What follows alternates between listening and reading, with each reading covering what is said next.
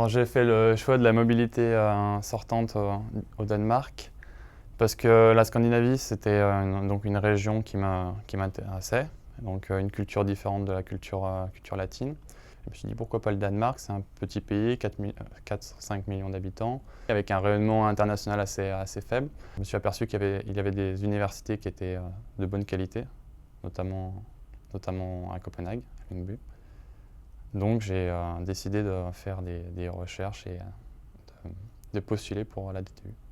L'intégration, elle était, j'ai envie de dire, presque parfaite, elle est très bien rodée, puisque une semaine avant le début du cours, commence Introduction Week. Donc c'est une semaine où les premiers jours on remplit des papiers, l'administration danoise nous aide à remplir les formalités administratives nécessaires.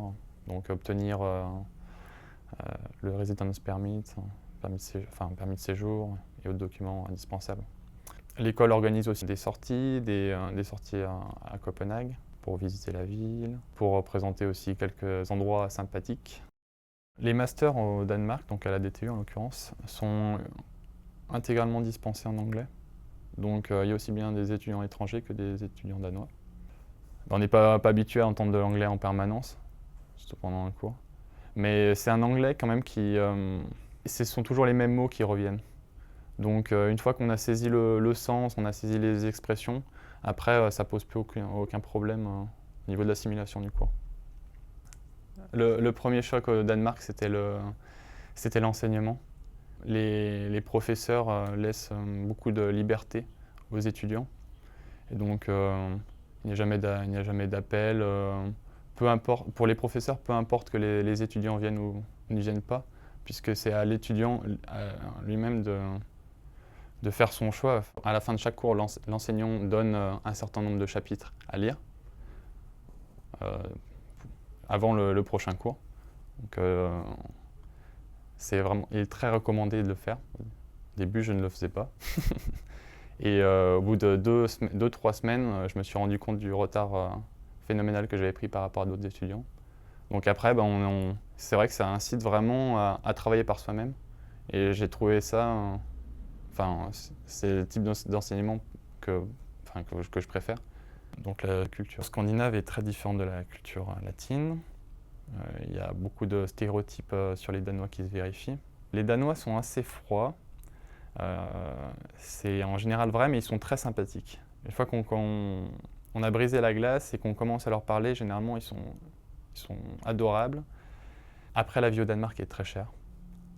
Ça, il ne faut pas se voiler la face. Copenhague, c'est une des villes les plus chères au monde.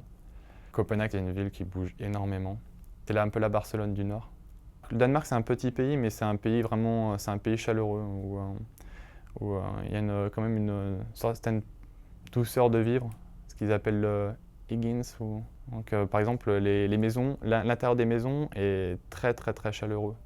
Ils s'attachent aussi beaucoup d'importance au design. Et, par exemple, l'université où j'étais, c'était une université avec des lignes assez épurées. C'était très grand, il y avait beaucoup d'espace, c'était très lumineux.